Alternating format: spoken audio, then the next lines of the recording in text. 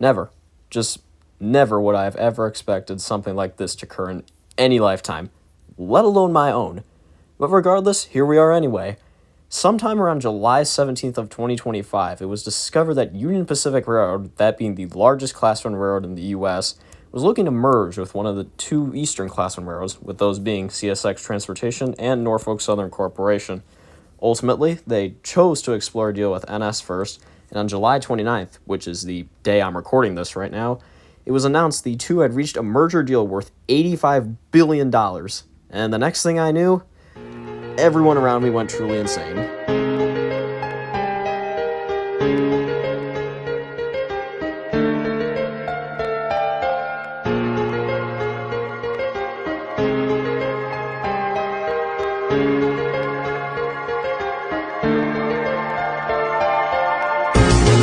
Getting back towards the topic here, this deal, given if it's approved by the Surface Transportation Board, will actually create the first transcontinental railroad that will link both the east and west coasts of the United States. But what do we know about this sudden event so far? What positive or negative effects will it bring? What will happen to BNSF, CSX, or the Canadian railroads? Well, you're still watching this video and I'm still talking, so might as well present the facts. Also, before we begin, this video is not meant to bash UP, NS, or anyone related to them. I'm not giving any of my own opinions in this. If you yourself as a viewer have anything to say about the merger of the video itself, leave it all in the comments. Now, without further ado, we might as well get started with this.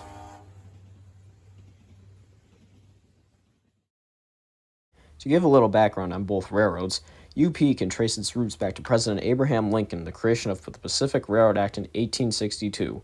It was originally known as Union Pacific Railway up until 1893, after it went bankrupt during the Panic of that same year, and after a reorganization under Jay Gould, it would become the Union Pacific Railroad.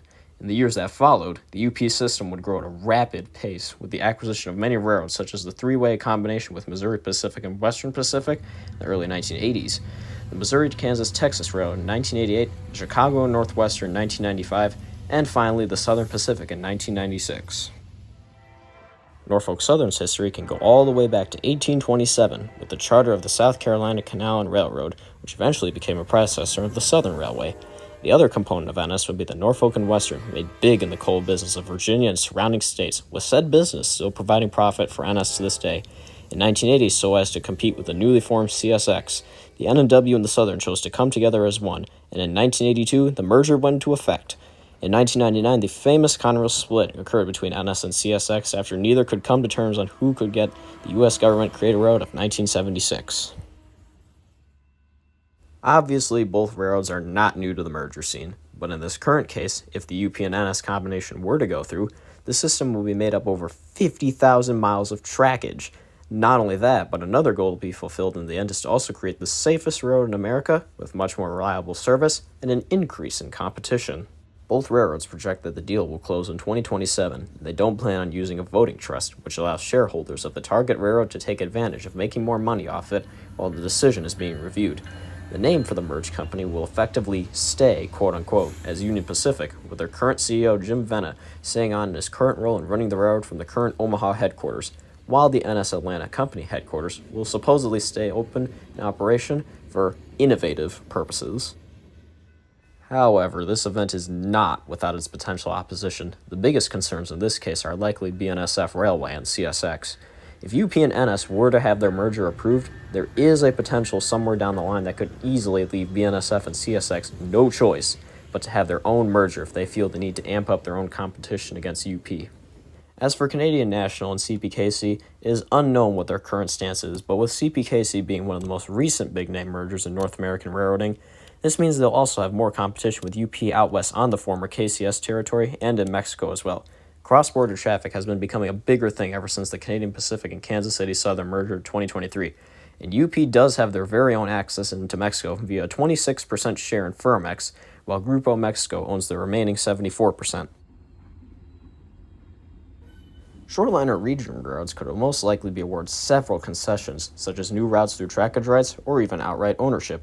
Depending on the area being served and what routes UP/NS will deem necessary for their use, there will definitely be potential for a lot of rail lines to be spun off into new carriers or certain regions for big names such as Genesee, Wyoming, or Watco.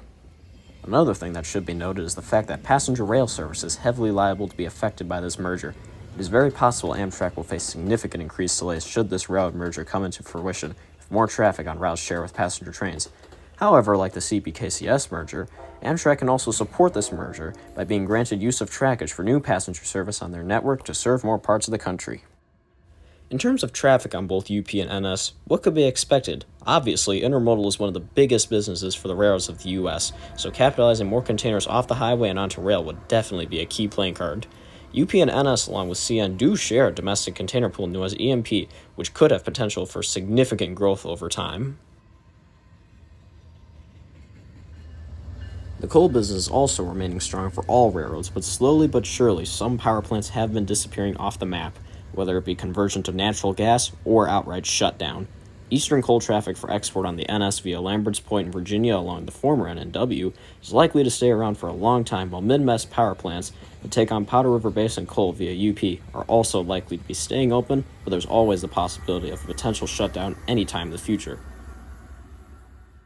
As for carload and mixed freight manifest traffic, trains like those on UP and NS have been getting longer and longer over the years due to their increased company visions of precision scheduled railroading, or PSR. And as traffic can increase over time, so can these train lengths, which are liable to sometimes block road traffic for long periods of time on end. Finally, as for bulk trains, or trains carrying single commodities, it'll definitely be much faster and easier to move these trains in the combined system with the same route providing the service. UP and NS have a handful of interchange points with each other around the country, and in places where they meet like Chicago or Kansas City, traffic is very liable to pick up in those areas. Entangling with competing roads in that area will definitely put everybody up to the challenge of getting the freight moved. In conclusion, we will never know just yet what the STB will throw our way with this potential merger. We don't know what UP or NS has plans for each other moving forward. Now, if the merger were to be approved, we as the people who rely on the railroads to move our necessities must realize both the benefits and the consequences of what this potential railroad merger could provide.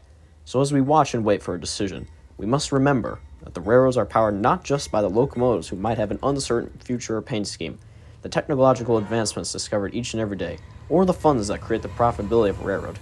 Rather, it is the people who are willing to give their best in their lives, keep our railroads and economy in motion for years to come.